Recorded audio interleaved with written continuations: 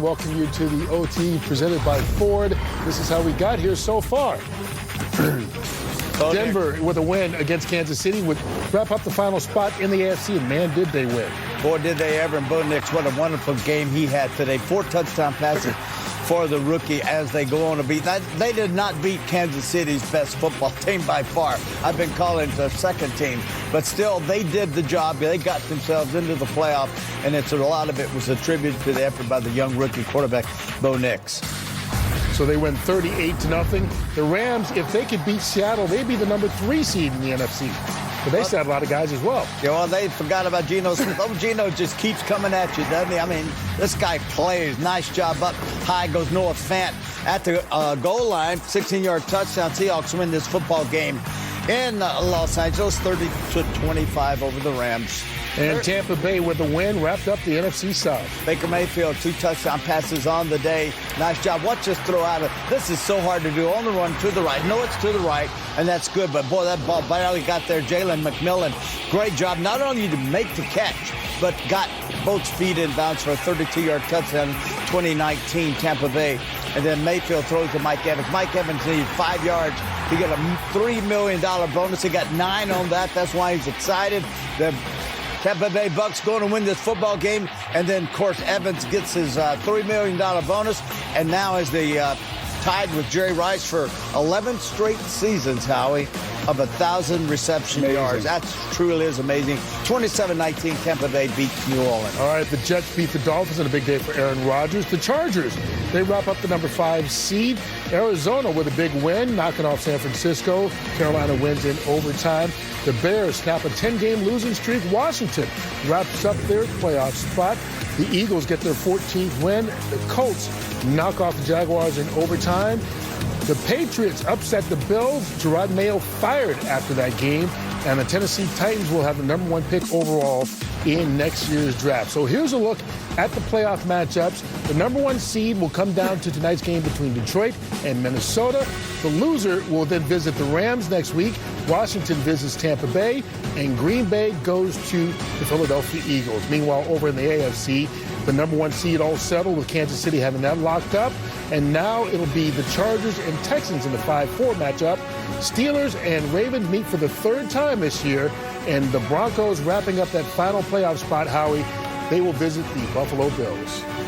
Yeah, I think Denver's ahead of schedule. You talk about Bo Nix. I think I think he's a guy that has gotten better and better and better with each passing game throughout the course of the season. I think he's ahead of schedule. They're ahead of schedule. I think the defense can travel well. I certainly think they're capable of at least giving them a problem up in Buffalo. And, Buffalo, you never know. It's kind of up and down, up and down, up and down. I think Buffalo has had challenges defensively in some of these games that we've seen. And Denver wins 38-0 today.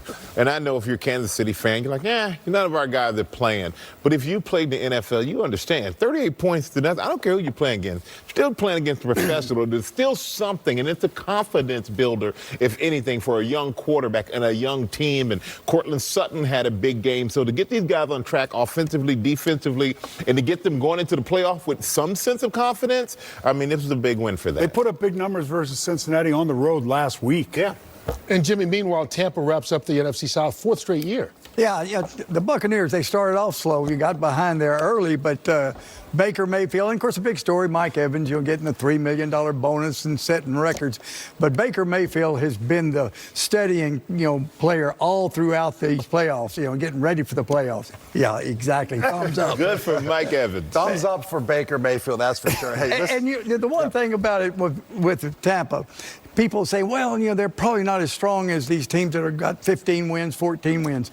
Somebody told me a long time ago, once you get in the tournament, you got a shot. Y'all were a wild card, won the Super Bowl, isn't that right, Michael? Yep, they beat Washington. They took Detroit to overtime. They beat Philadelphia. Yep. All right, we'll find out how they do. Thank you, brother. Appreciate you. Thank you. 1,000 yards.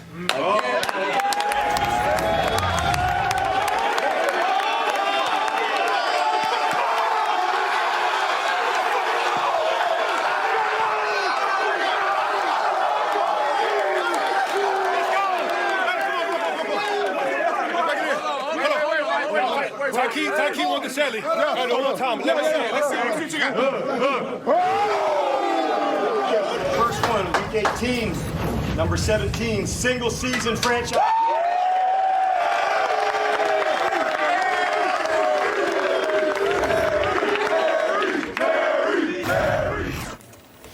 You know what, Mike Evans, yeah, the $3 million, nothing to sneeze at, don't get me wrong.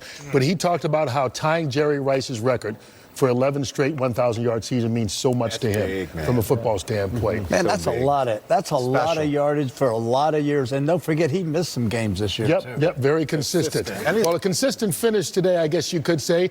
Aaron Rodgers, his best game as a Jet, 4 touchdown passes in their victory over the Miami Dolphins just moments ago. He spoke with our Pam Oliver. Aaron, it was really nice to watch. You were out there, you had fun, you had joy. Just tell us what this meant to you tonight. It didn't start off the right way.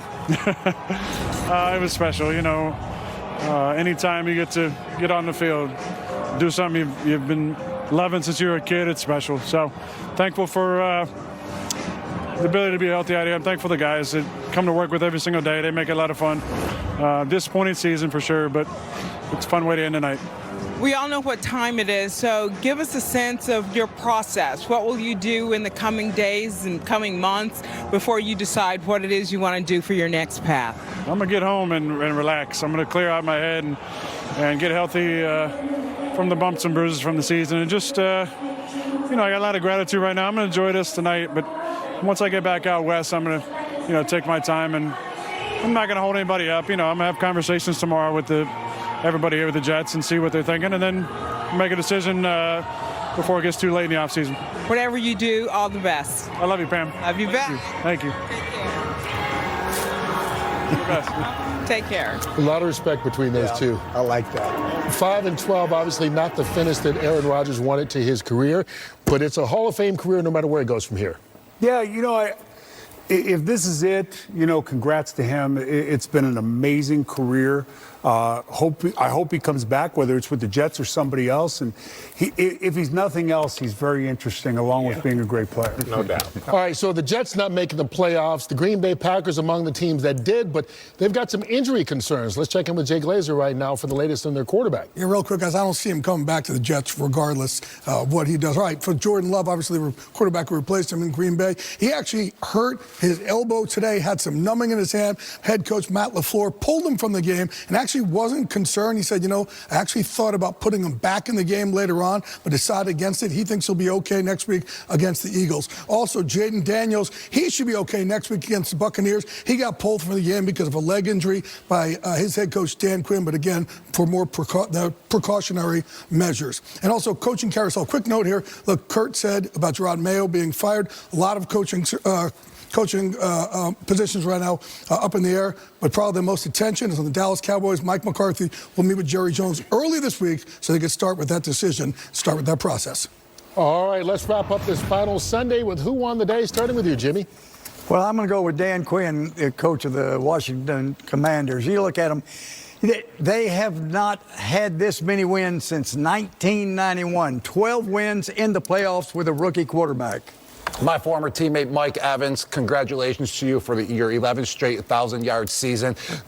The best Tampa Bay Buccaneer to ever put the uniform on, a future Hall of Famer, a great teammate on the field, and more importantly, a great teammate off the field as well. Congratulations once again, Mike Evans. I love you, buddy. Yeah, it was fun to watch Mike Evans get that and everything else that come his way. But Bryce Young, for me, young player, benched early this year, came out on fire in a lot of ways in the second half of the season. Something to be excited about for next year for Carolina Sean Panthers. Payton, Bo Nix, 10 wins, playoffs ahead of schedule. Aaron Rodgers, 503 touchdown passes, only the 5th quarterback in the history of the NFL to throw for 500 or more. Congratulations. We'll have everything.